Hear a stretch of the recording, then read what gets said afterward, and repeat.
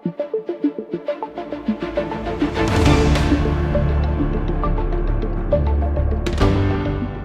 పట్టణానికి చెందిన ప్రముఖ ఇంద్రజాలికులు వేములపాటి మాధవరావుకు ఆంధ్ర రాష్ట్ర ప్రభుత్వ ప్రతిష్టాత్మక పురస్కారం కళారత్న హంస అవార్డును రాష్ట్ర ముఖ్యమంత్రి నారా చంద్రబాబు నాయుడు, సాంస్కృతిక శాఖ మంత్రి కందుల దుర్గేష్లు ఉగాది కార్యక్రమంలో అందజేశారు. అవార్డు తీసుకొని కావలికి వచ్చి ఎమ్మెల్యే కావ్య కృష్ణారెడ్డిని కలిసి వారికి అవార్డు చూపించి వారి మన్ననలు పొందడం జరిగిందని మాధవరావు తెలియజేశారు. కావలి పురపాలక సంఘం పరిధిలోని ప్రభుత్వ వైద్యశాల పరిసర ప్రాంతాలలో స్వచ్ఛ ఆంధ్ర స్వచ్ఛ దివాస్ కార్యక్రమం నిర్వహించారు. ఈ కార్యక్రమంలో భాగంగా ప్రభుత్వం వైద్యశాల వద్ద ఉన్నటువంటి ప్రధాన రహదారి ప్రాంతాలు శుభ్రపరచడం జరిగింది. అదేవిధంగా అంబేద్కర్ పార్క్ను శుభ్రపరచడం జరిగింది. ఈ కార్యక్రమంలో కావలి కమిషనర్, ప్రభుత్వం వైద్యశాల కమిటీ వారు మరియు పురపాలక సిబ్బంది పాల్గొనడం జరిగినది. నెల్లూరు జిల్లా జలదంకి మండలం కృష్ణపాడు గ్రామములో కావలి ఎక్సైజ్ శాఖ సబ్ ఇన్స్పెక్టర్ దేవిక ఆధ్వర్యంలో దాడులు నిర్వహించడం జరిగినది. అక్రమ మద్య విక్రయిస్తున్న కృష్ణపాడు గ్రామముకు చెందిన గోని అశోక్ను అదుపులోకి తీసుకుని 10 మద్యం సీసాలను స్వాధీనం చేసుకుని సదరు వ్యక్తి గోని అశోక్ మీద కేసు నమోదు చేసి అరెస్ట్ చేయడం జరిగినదని తెలియపరిచారు. అక్రమ మద్యం విక్రయిస్తే కఠిన చర్యలు తప్పవని ఎక్సైజ్ శాఖ సబ్ ఇన్స్పెక్టర్ దేవిక తెలిపారు. ఈ దాడుల్లో ఎక్సైజ్ శాఖ హెడ్ కానిస్టేబుళ్లు తదితరులు పాల్గొన్నారు.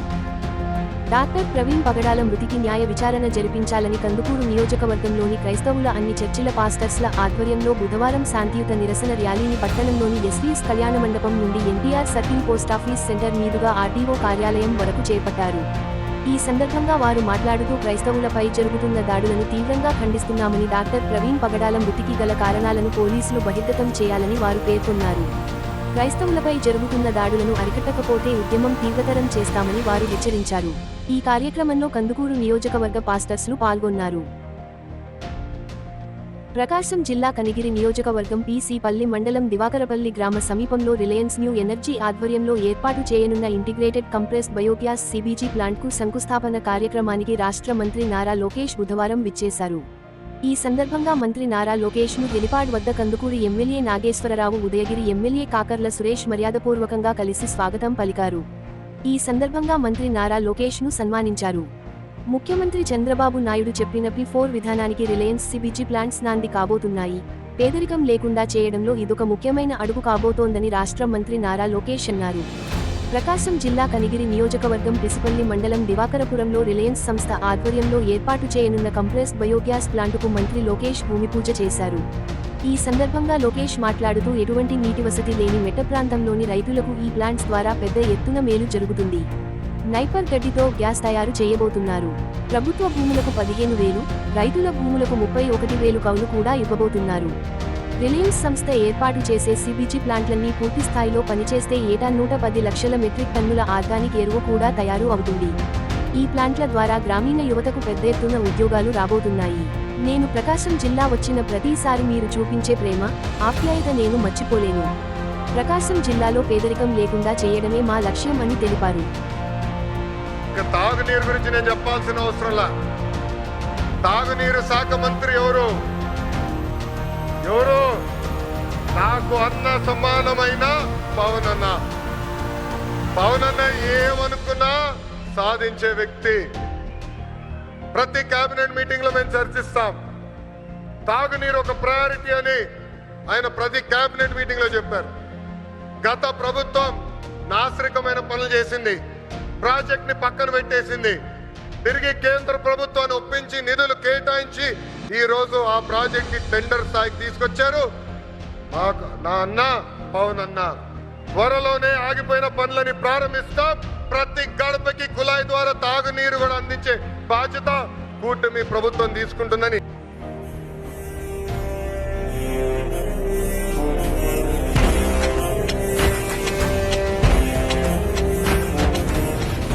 నాగేంద్రరావు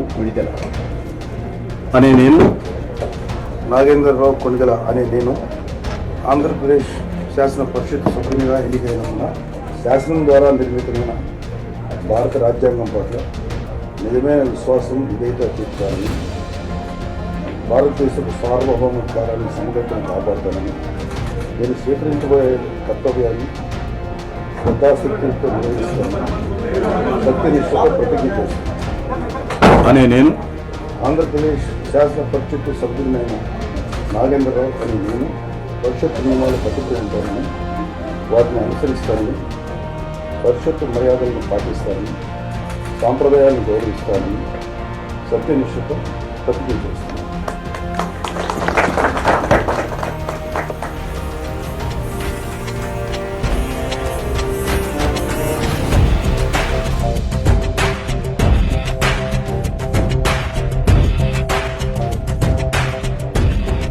నటుడు నాగబాబు ఎమ్మెల్సీగా బుధవారం ప్రమాణ స్వీకారం చేశారు. ఏపీ శాసనమండలి చైర్మన్ మోషేన్ రాజు ఆయనతో ప్రమాణ స్వీకారం చేయించారు. అనంతరం నాగబాబు సతీసమేతంగా సీఎం చంద్రబాబును మర్యాదపూర్వకంగా కలిశారు. సీఎం కార్యాలయానికి వెళ్లి చంద్రబాబుకు శాలువా కప్పి సన్మానించారు. ఈ సందర్భంగా చంద్రబాబు నాగబాబుకు శుభాకాంక్షలు తెలియజేశారు. నాగబాబుకు శాలువా కప్పి వెంకటేశ్వర స్వామి ప్రతిమను బహూకరించారు.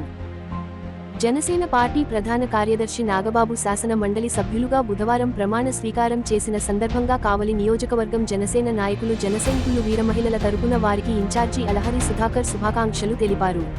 ఈ సందర్భంగా అలహరి సుధాకర్ మాట్లాడుతూ జనసేన పార్టీ తరపున శాసన మండలి సభ్యుడిగా ఏకగ్రీవంగా ఎన్నికై ఎమ్మెల్సీగా ప్రమాణ స్వీకారము చేయడము ఎంతో సంతోషంగా ఉందని తెలిపారు.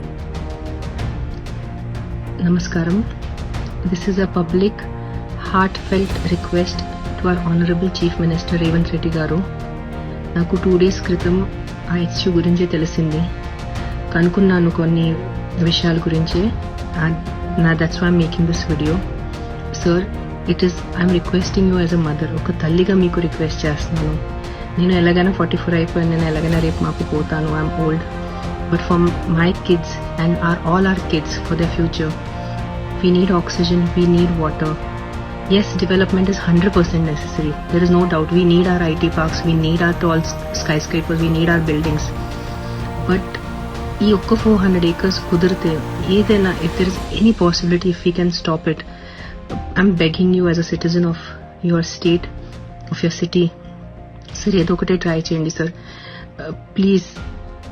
If you can, మన దగ్గర ఇంకా చాలా, I think we have thousands of barren land which we can develop.